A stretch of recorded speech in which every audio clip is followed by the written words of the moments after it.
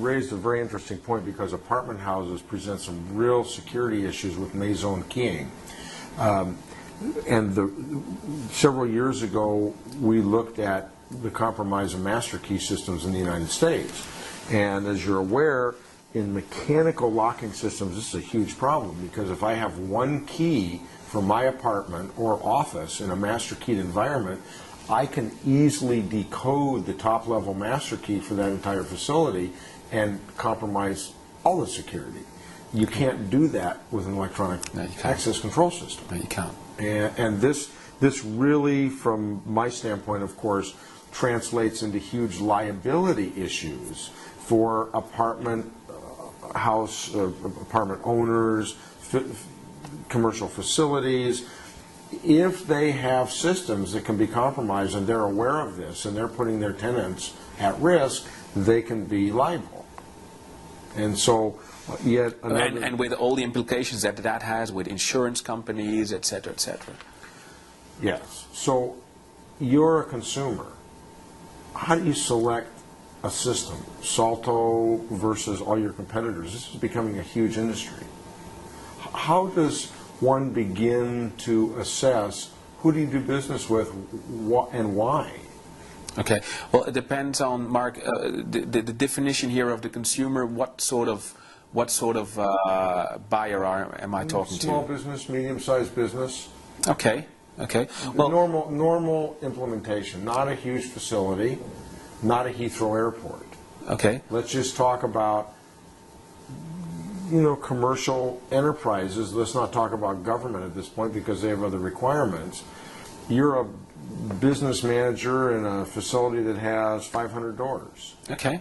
How do you begin to make the decision, because it's going to be expensive, how do you begin to make the decision to move to electronic access control and who to choose to deal with? Because you're going to be locked into the system. And that's another issue that we're going to talk about is protocols and the ability for Salto to operate basically on any platform. Mm-hmm. Okay, good. How do you begin to select? Well, I would say the most important thing is that you have to take a decision, but you already give me a hint, okay, is am I using access control just to get into the building and that's it? Or do I have a building where I also, one way or the other, okay, would have the ability that if personnel is changed, people leave, people come, we change people's jobs, things like that.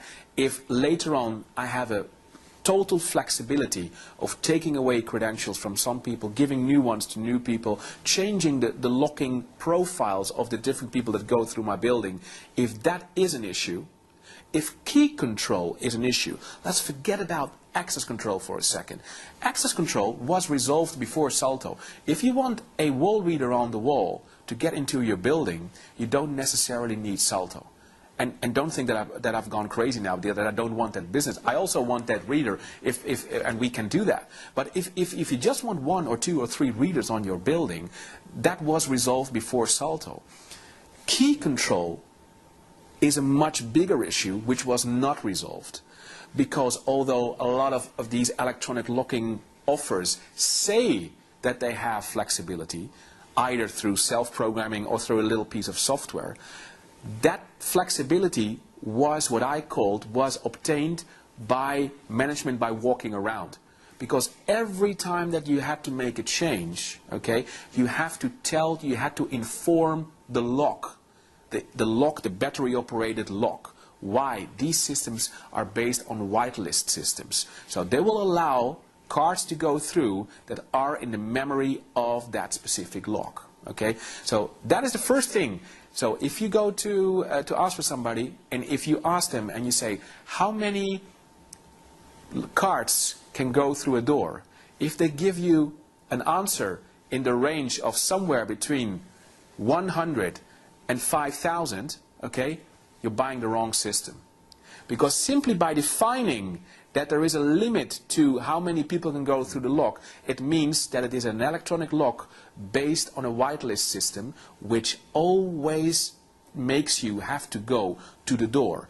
every time that a card has to be deleted or a new user has to be added. And the real question that you have to make is, okay, I want to buy an electronic locking system. How do I deal with the cards? How do I program? How do I give people access? How do I change those access? And how do I take those cards away? And that is where Salto comes in, because we turned the world around. All the access rights in Salto are based on the card, not in the lock. The lock simply knows what time it is today, what day it is, and what door it represents, what door it protects. Which doors Marc Tobias can go through is on this card. So the day that I issue the card to you, for me it's no problem, because I give you a card, instantly I can give access on this card to as many thousands of doors that I want to. If I want to change your locking plan, if I say tomorrow you have to have a meeting in a certain meeting room that you didn't have access to, I just update your card on a wall reader. On a wall reader, not in the human resource office that I have to call you in. No, just by coming into the building, you update your card and you suddenly have access to a different door. And when you lose your card, okay, we just blacklist your card. Okay, and everybody else will inform the standalone locks that your card has been lost and that card is out of the system. So you have to find out how does this system deal with electronic locks. Are all the codes and all the information in the lock, or is it on the card? If you select the first one, you're making a big mistake, because maybe the first day, if you only have 50 doors and 50 users, you're okay. But the sooner you start expanding, your system will become unmanageable, and you have made the wrong investment, and you end up throwing away your investment. Several years ago in LSS Plus, I interviewed the Chief Technology Officer for Core Street in Boston, which were really the predecessor system to what Salto has done. They were an Assa Abloy joint venture, and really, I think, developed and filed for some of the original patents in what you have taken to the next level. Exactly. Actually, I referred to it when I was interviewing them as the anthrax system, because everything that every card touches updates the system and carries the information so that you don't have to have a wired network. And so it's a very clever way of doing business, as long as it's secure. What problems have you run into in implementation that you didn't expect? Any major nightmares? No, well, yeah, not really a nightmare. One of the features, these things that you run into in a daily basis is, for instance, one of the features of our system is that our system allows to keep the expiry dates extremely short. Okay? Because you know that one of the major problems in access control is you can only delete a card when you know that you've lost it. Okay, so one of the features that we have in our system is that you can keep the expiry date of this card as low as a few hours. So the moment that you come into the building in the morning, you just imagine that we extend automatically every day. Every time that you present your card to it, we extend. We renew. Right. With the benefit that we can do that also with a PIN code or with biometrics or whatever, that you really know that it is me that updates the card. That means that if this card would get lost, I lose this card, by 12 o'clock tonight or by 8 o'clock this afternoon, it becomes invalid. And as the other person doesn't know my PIN code in the morning, they cannot update the card. So without me knowing that the card was lost, the card can be deleted out of the system. One little nightmare was, of course, what happens if you have a building in a place where the network is not so stable.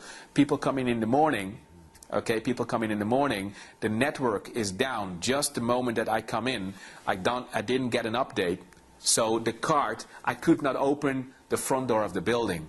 Of course, these things you ran into, how did we resolve that? We have now an extremely advanced system that if you want to, only if you want to, you can tell our controllers, our IP controllers, all our controllers, online controllers are IP controlled.